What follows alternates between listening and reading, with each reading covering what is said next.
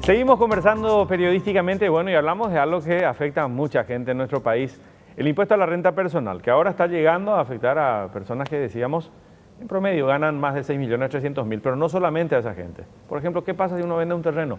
Se lo vamos a preguntar a Fabio López, especialista del Ministerio de Hacienda, está con nosotros. Gracias por estar con nosotros, Fabio.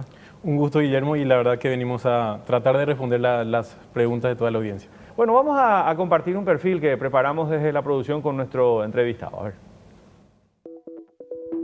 Hoy, en Periodísticamente, tenemos como invitado a Fabio López, jefe del Departamento Jurídico de Gestiones Internas de la Dirección de Planificación y Técnica Tributaria, Subsecretaría de Estado de Tributación. Estudió en la Facultad de Derecho de la Universidad Nacional de Asunción, es profesor titular de las cátedras de Derecho Tributario y de Quiebras de la carrera de Derecho de la Universidad del Pacífico. Fabio representó a Paraguay en la iniciativa fiscal ADIS en Conferencia de Berlín y Estocolmo. Forma parte del Grupo de Trabajo de Tributación Internacional e Implementación de los Estándares de la Organización para la Cooperación y el Desarrollo Económicos. Representa a la SET en Panamá, Guatemala, Chile y Uruguay.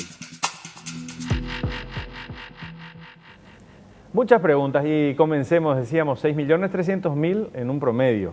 A quienes ganen eso les afectará el impuesto al llegar a una suma determinada este año, ¿verdad?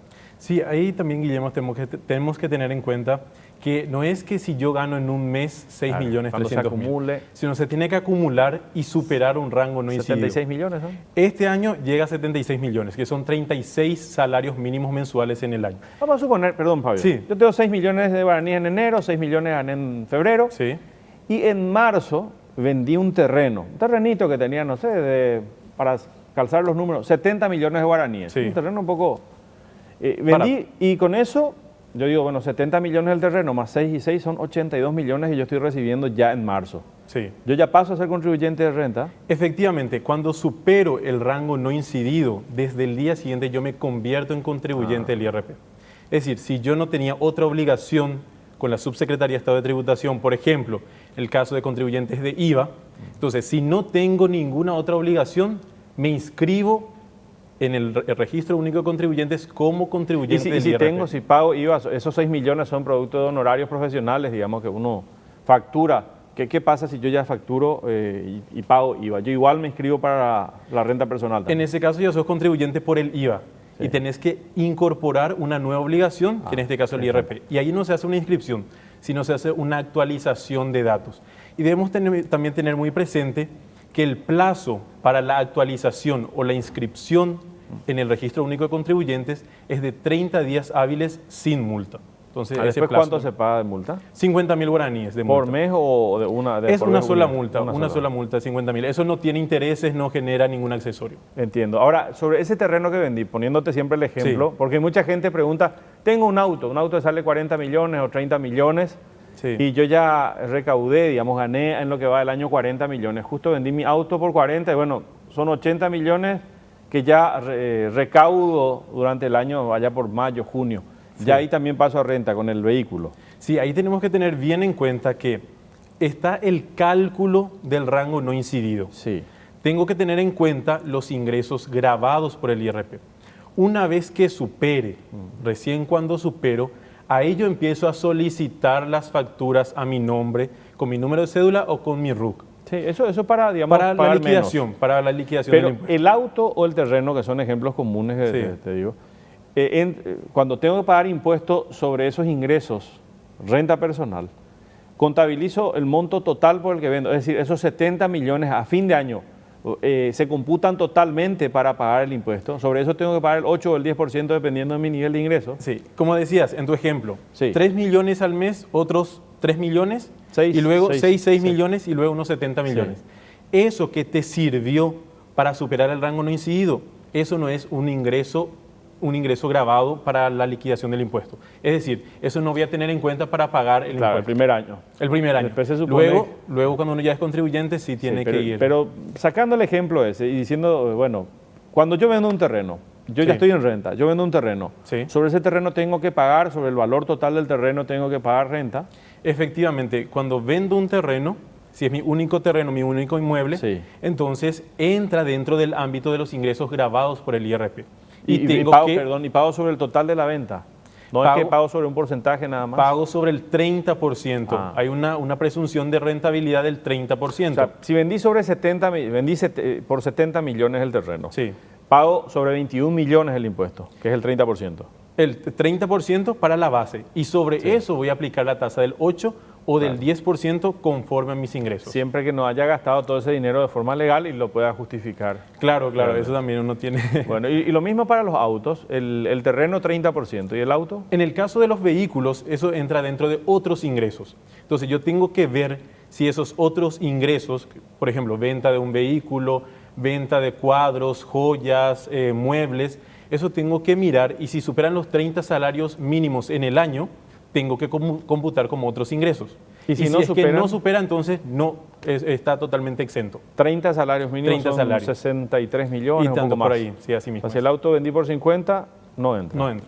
Si vendí por 100, sí tengo que pagar. Ahí sí, efectivamente. Bueno, sí. Hay una serie de cosas. ¿Las jubilaciones no entran? La ley claramente establece que las exoneraciones, pensiones y haberes de retiro se encuentran exoneradas del IRP. Así también toda aquella retribución que están percibiendo los veteranos de la Guerra del Chaco también.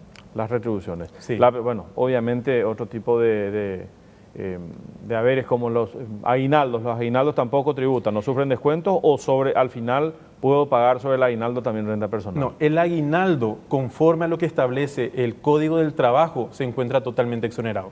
Tanto para calcular si soy o no contribuyente, y si una vez que ya soy contribuyente, el 13º salario que percibo no es ingreso gravado por el IRP. ¿Cuánta gente con esta reducción que existe? Porque hoy el que en promedio gana 3 salarios mínimos se convierte luego a fin de año, o los 36 salarios mínimos en el año, sí, se convierte en contribuyente de renta personal.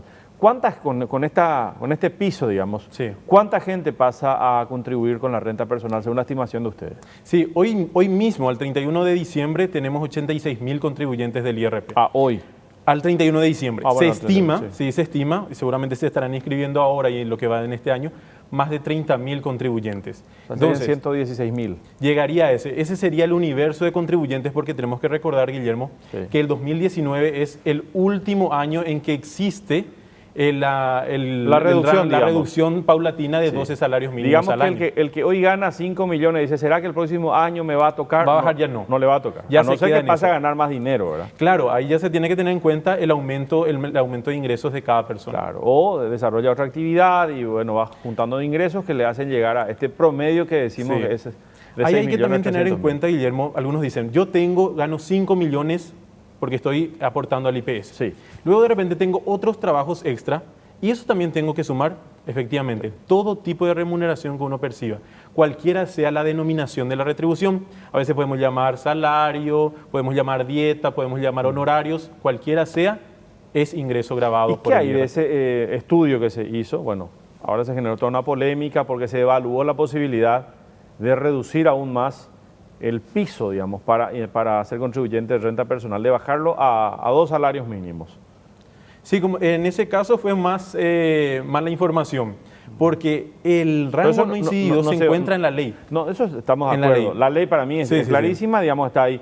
Pero dentro del análisis, de las evaluaciones, se habló también de la posibilidad de reducir, digo, en los grupos de trabajo que se vinieron conformando, porque hablamos acá con el ministro de Hacienda, sí, se evaluó la posibilidad de en algún momento plantear por ley la reducción de esa base para tributar en renta. Sí, de hecho que hoy se encuentra trabajando una comisión técnica tributaria integrada por economistas, por exministros de Hacienda, también contadores, profesionales abogados, especialistas en tributación, pero en el materia de IRP todavía no se tiene una decisión. O sea, se tiene que mirar y luego es el Parlamento quien tiene que estar estableciendo si seguimos con este rango o se establecen otros menores. Bueno, continuamos hablando de renta personal, Fabio. Enseguida, periodísticamente, hay un montón de preguntas que llegaron. Se las vamos a trasladar a nuestro entrevistado. Ya venimos.